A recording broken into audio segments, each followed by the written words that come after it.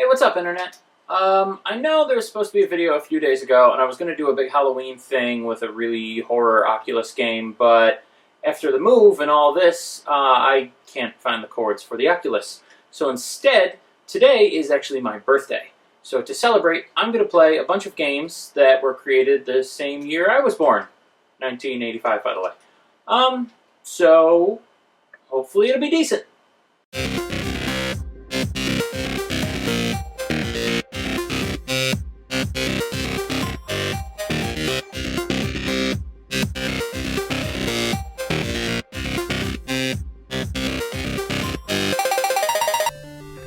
Oh, look! A sword. Alright, now this first game is called Section Z. This was one of my favorites as a kid. I have not played it in a very long time, though, so excuse me ahead of time if I suck. The premise here is you're flying through a series of little space areas, each one being a section, and each one has a letter, A through Z. The problem is, at the end of each one, there's two pipes going to a different section, and you never know which it's going to bring you to. So it can be tricky. And mind you, when this game came out, this was pre-internet, so you couldn't just look up which path to take. Most kids I knew that had played it did what I did and drew little maps, pointing, each area goes here or here. It was a mess, but it was all we had.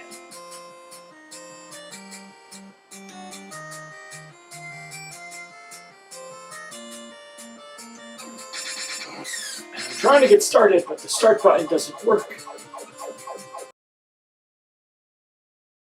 Alright, we're in business. The start button here just really blows. Okay, so there's one button to shoot forward, one to shoot backward. There's no rapid fire. Holding it does nothing. You have to actually push the button over and over. Kind of wish I had a turbo controller right now.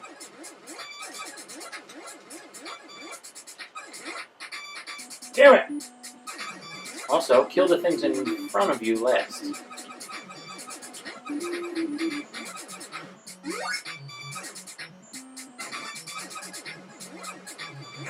Obviously, games were a little simpler back then. This is certainly no Skyrim, but back then, let me tell you, this was the best.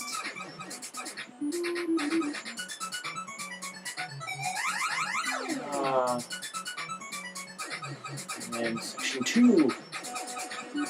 Section 2. I thought they went by letters. If you have Section Z in a numeric thing. Fuck. Also, you'll notice, I'm going to die a lot, I'm sure. Like I said prior, I have not played any of these games in a very long time. Some more recently than others, but it's been a while for most of them. So I can't promise I won't suck. In fact, I can promise I will. For example,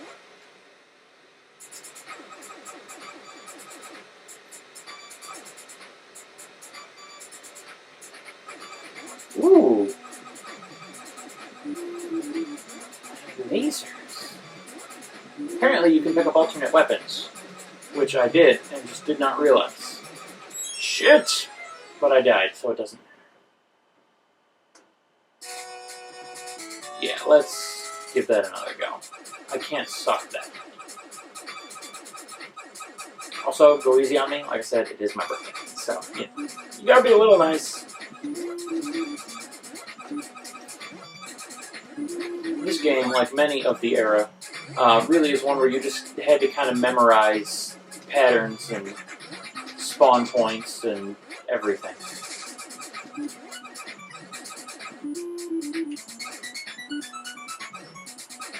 Okay, I went. And let's go up again. See how that works. Section 4. I like, too, that, you're flying now, but if you go touch the ground, he starts walking. Little things like that amuse me in games. Just tiny details that make it a bit more immersive. Shit!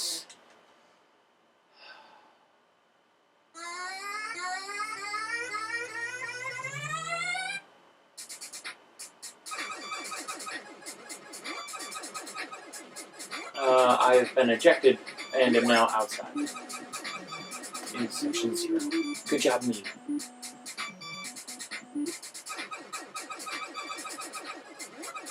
I will say the music is surprisingly not terrible. I mean, it's certainly not the best, but not as annoying as the music in many games of that time. Okay. Let's... Ooh. That helps. What now, bitches? Damn.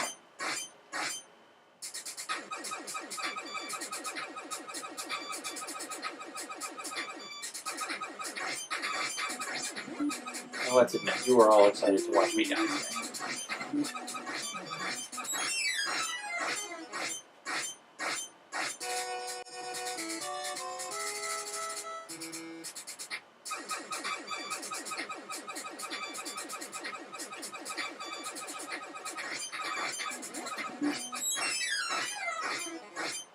Alright, it's time to try the next game.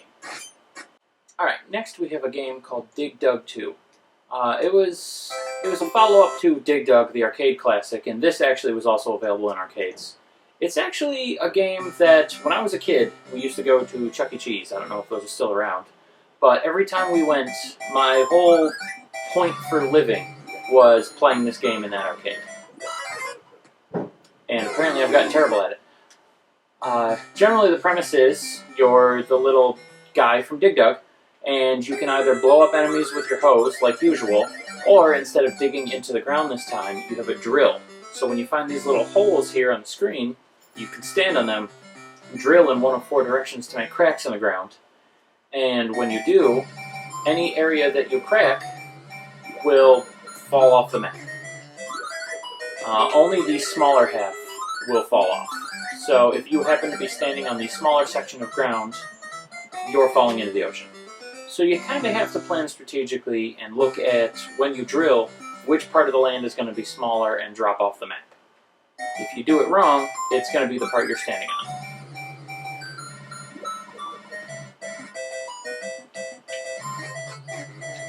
Like that.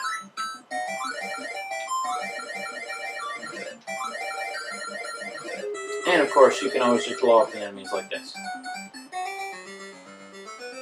There's not a whole lot to this game, I'm aware, but this was always just one of my most favorite, fun, just arcade little games. This was always just fun to play no matter what. And actually, I remember going to the game rental store and renting this constantly. I can't even tell you how much money they made off me renting this one game.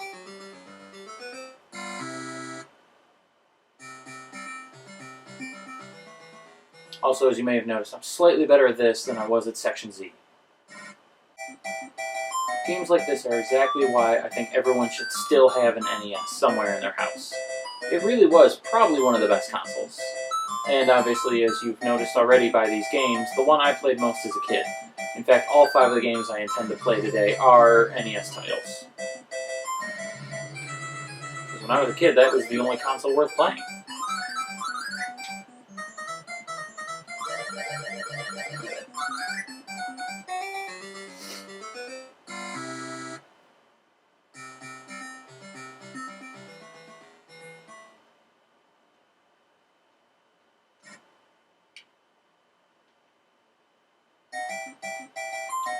Like I said before about thinking strategically, some of these levels are tricky, in that they give you a lot of space to work with, and you kind of have to plot out something good to kill as many of the enemies as possible.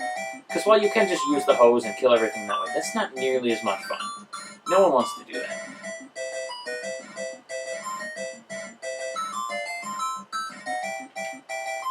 Instead, you create giant labyrinths like this, lure in as many enemies as possible, and then drop the whole thing off the map.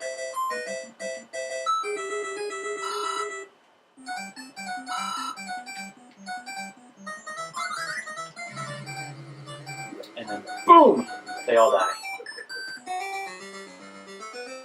Stuff like that is why I loved this game as a kid.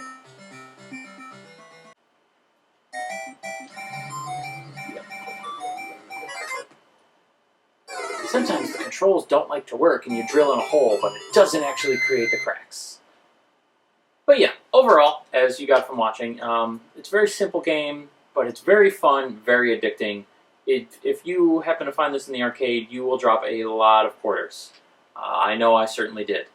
But I'll move on to the next game because you don't want to spend all day watching me play Dig Dug. And if I play it too much longer, I'll forget that I'm filming and just sit here silently and play Dig Dug all day, which is kind of what I was just doing right now anyway. Alright, this next little gem is one that I'm sure you're all familiar with. It was a huge arcade classic, Paperboy. One fun thing to note here, if you actually did find and play it in the arcade, it actually had handlebars on the arcade machine, and that's how you steered your character. Later on, I think it was adopted to play with a joystick or the trackball, but when it started, handlebars. And let me tell you, I have managed to find and play one of those classic machines once, and that was a good time.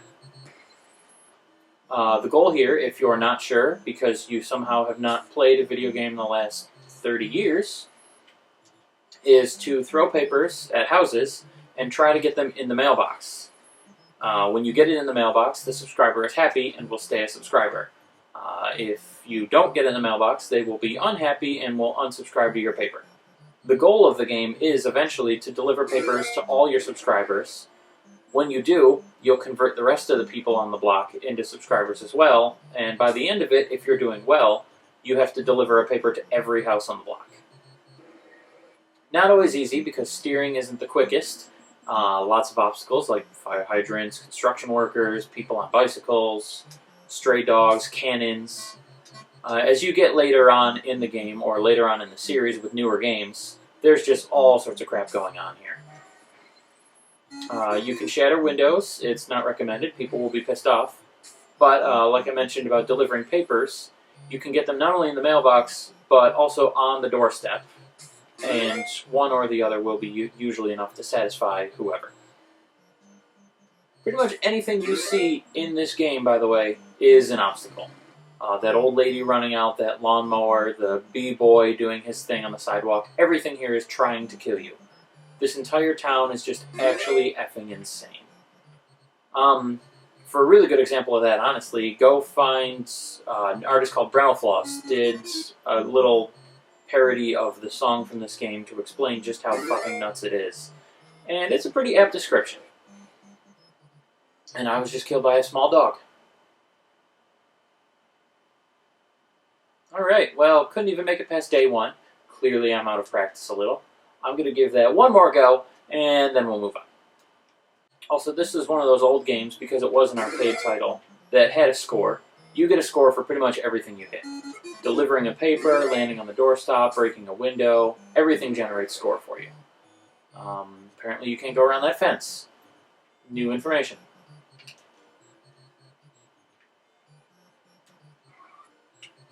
Apparently it's okay to just park in the middle of the street and be in everyone's way. That's fine. Paper. Read it! In newer iterations of the game, for example, the one on Super Nintendo, you can also disable like the break dancers and all those other things by hitting them with papers as well. Like this psychopath. I didn't know she could chase me up the entire block.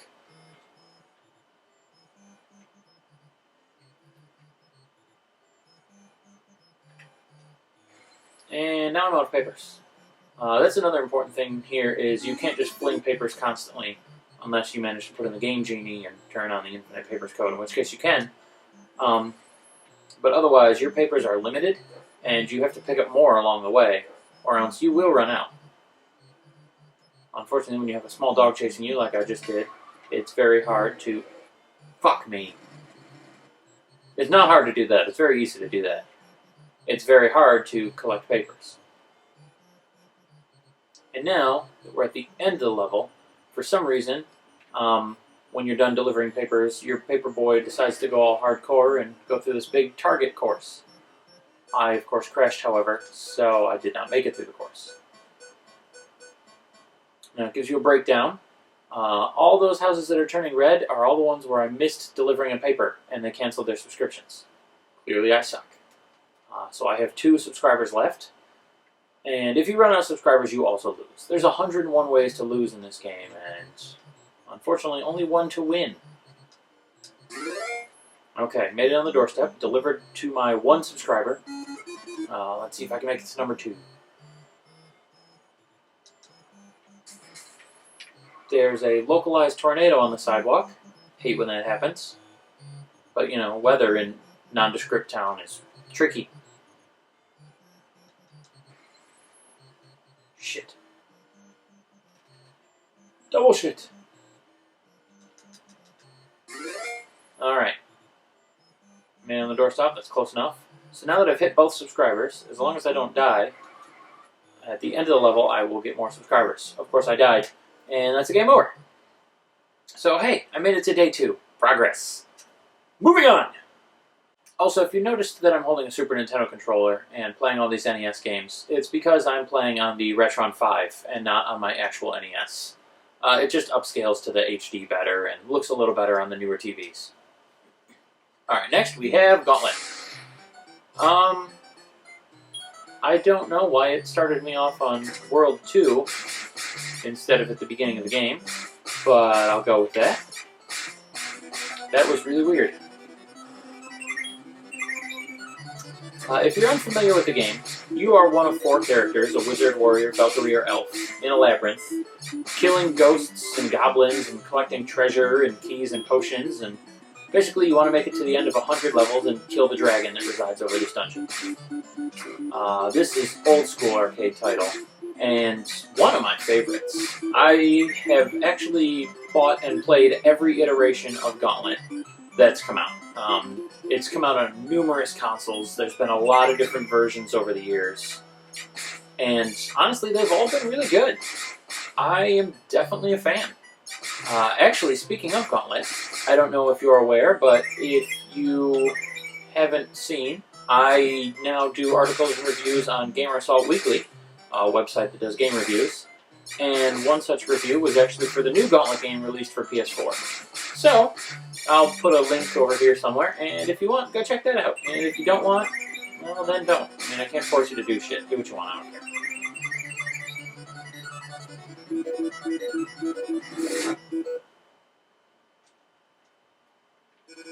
One great thing about this game is that everything really is labyrinthine. There are a lot of breakable walls like that one. A lot of levels have hidden exits that, if you take them, will bring you to alternate levels. There's like little special bonus treasure levels that are just full of gold and treasure for you. Some levels won't necessarily give you enough keys to do everything, so you will have had to have conserved them from earlier levels. There's just a lot going on here, and it's really fun. And also, I mean, the easiest gameplay mechanics really is 2 buttons. One to attack, one to use a potion. Your goal? Kill everything that moves and isn't you.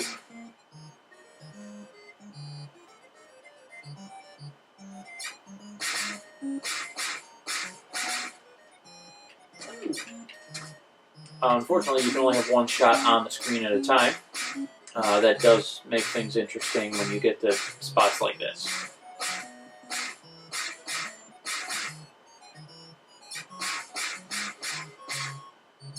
Basically, you want to run in and charge enemies so you can get more shots out. When enemies hit you, you lose a little bit of your life, as you can see the counter up there in the top, 303, 302, etc. Your life also goes down over time. You age, pretty much. So you really have to be careful with which enemies you confront and how often you just charge into battle without really thinking ahead. You can get food that will heal you. Of course, you can also accidentally destroy food, so you really have to pay attention when you're shooting. Also, on the topic of your life and damage and things of that nature, different enemies do different damage. So if you know you're going to get hit, sometimes you want to pay attention and kind of plan what you get hit by. These ogres, for example, will do more damage to you than one of those ghosts would. So if you had to get hit by one of them, get hit by the ghosts, and then stay away from the ogre. If you see the little monster generators, like those skull and crossbones I've been blowing up, those are what create the monsters. In this case, those create the ghosts. Sometimes you'll see one that's just a single skull, others that are multiple skulls stacked up on top of crossbones, like the one down there, for example. The reason for that is they're different strengths. The ones coming out of the single skull are going to be weaker ghosts that will die after taking less damage than the ones coming out of the full skull and crossbones down there. And every time you hit one of those monster generators, it will lose a bit of that strength. And I died. Well, that's what happens when it starts you in the middle of the game anyway. This is great too. This was actually one of the earliest Nintendo games to feature 4 players. If you have the multi-tap 4-player adapter thing, you can actually hook up 4 controllers and each of you can take on a different role in the game and play along. Also, this theme song is amazing.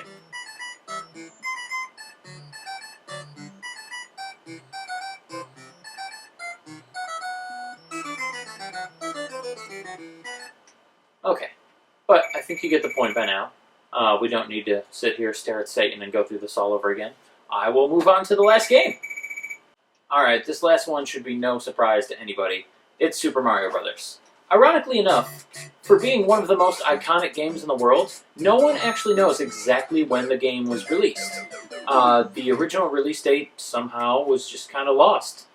And for all they know it happened toward the end of the year, but the exact date they're not sure. And this actually could have come out on November 4th, meaning that my birthday could also be the birthday of Mario as we know him. I mean, yes, he was Jumpman and Donkey Kong before that, but this was the first time he was really Mario. So, for all you know, and for all I know, Mario and I have the same birthday. Also, for all you know, I am terrible at Mario. I promise I'm usually not. It's just that these controls are actually kind of backward and I'm a little out of practice.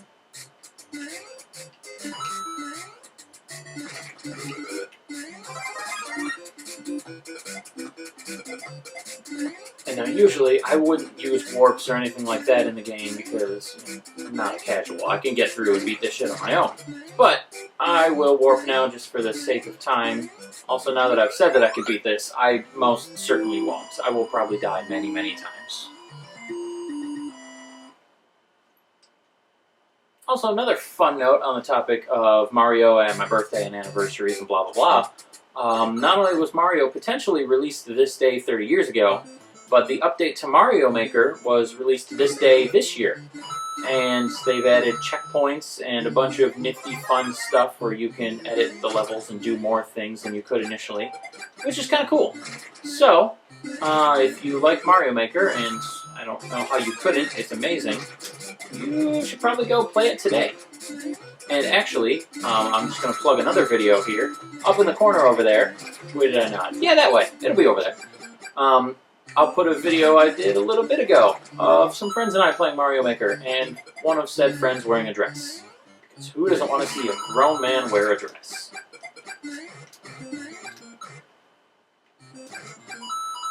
And again, sorry for me sucking royally at this game. The buttons really are backward. And I actually have not... I don't know if I can tell you the last time I played Super Mario Bros. It's been quite a while. I have one friend who's kind of a video game savant, and he can make it through this game without a second thought.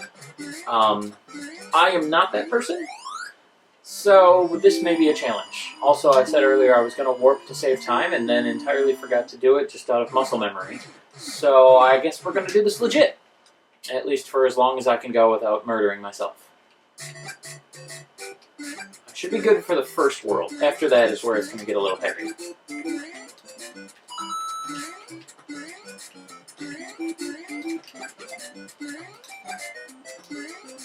Come on. There we go.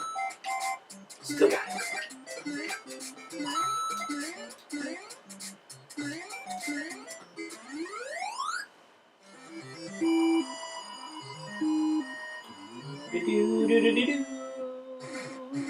Come on, you all sing along. Don't even look at me like I'm crazy. You know you did. Everyone did.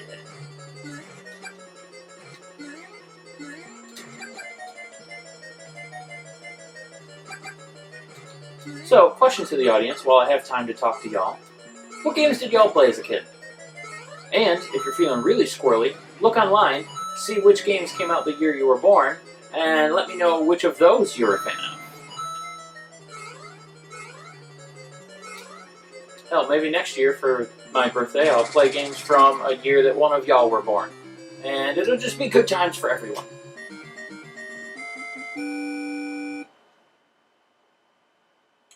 Alright, well, you've seen me beat the first world. I'm just going to fast forward and skip around now to the interesting bits, because you don't want to watch me play every level of this game, I'm sure. Or I might just die and then it won't even matter. Oh, one quick note. If you did not do the vine dance right here every time you came up here, you're a terrible person, you're living your life wrong, and we can no longer be friends. Because that vine dance is probably the best part of Mario Brothers as a game. Alright, I know I mentioned Brammelfloss earlier, and his take on Paperboy. Just a little plug here, and I'm not in any way affiliated with him. He doesn't even know that I exist. Although I did add a line to one of his songs in a fan lyric video, so that's fun. But he does a really cool parody of this song that's worth taking a look if you're unfamiliar and don't know who he is and want to hear something good. Also, this level sucks balls. All the balls, in fact. And I know I mentioned Mario Maker earlier. If you play Mario Maker, you may notice that almost no one creates water levels on there. That's because water levels suck and no one likes them. Just a note to Nintendo. If you're considering making more water levels, don't. Don't ever. No one likes them. If you want to make a water level, bring back the ones from Mario 3. The ones where you can still kind of control your character relatively well, and half of them actually play out above the water. Those are good levels. Anything underwater like that shit, no. No one loves those. No one will ever love those. Fuck those.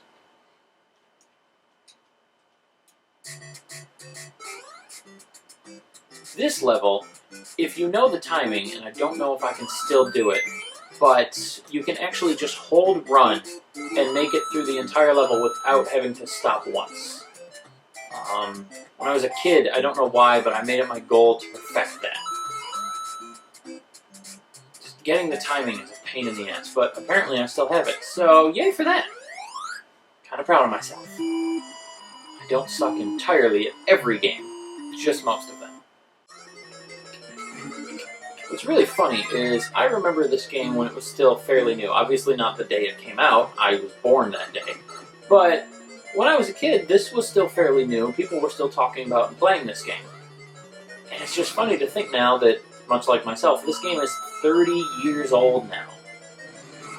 Like, there's 2 generations of people since this game came out.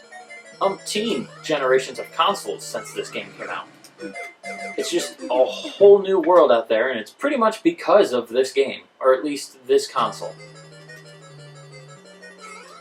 Just funny when you think about it, a little perspective kind of thing. If nothing else, it really just makes me feel old, but...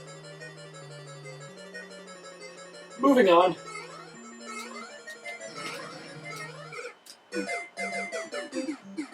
Really? Is this castle going to be the death of me? It's not even a hard castle. World 2, folks. That's as far as I can get. World 2. This is what happens in old age. You forget how to do basic things, like play Mario. Not a hard game, by any stretch of the imagination. But I apparently just can't handle it anymore, because reasons.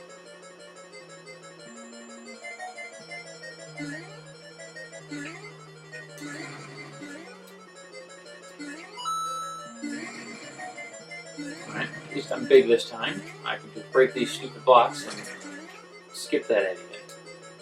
Or fall in a hole. Nope. Can't get up there. I was just kidding. It was a joke. Yes, I can. Ha! What now, punk bitch? Took 3 lives, but I did it.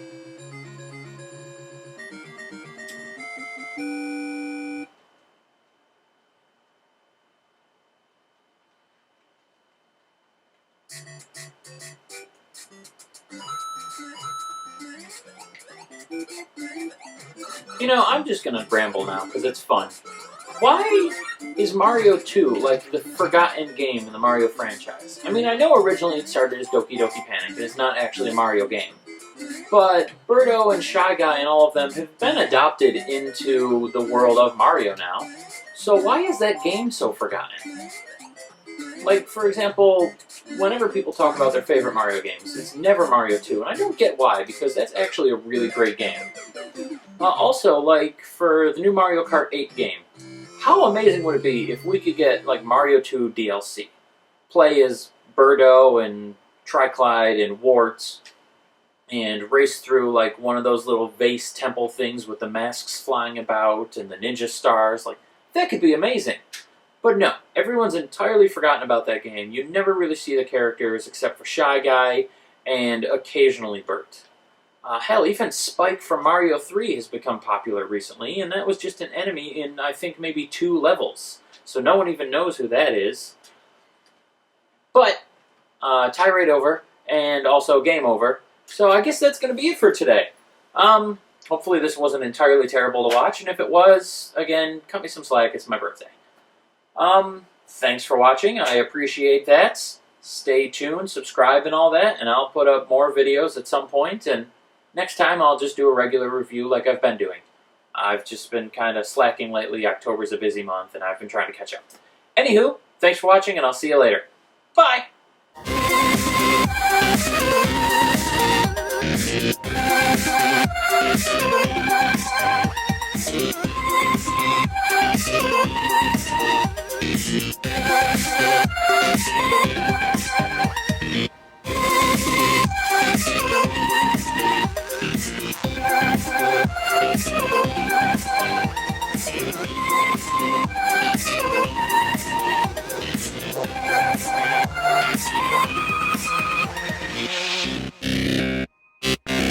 Oh, side note, before I go, I was actually going to stream this whole thing and make it maybe a little more fun and interactive for all y'all, but I have an Elgato, and it's a piece of shit, and I have no idea how to configure the thing and make it work and actually show up on Twitch, so I said, fuck that, and instead I decided not to stream. So there you go. Fuck you, Elgato, and good night.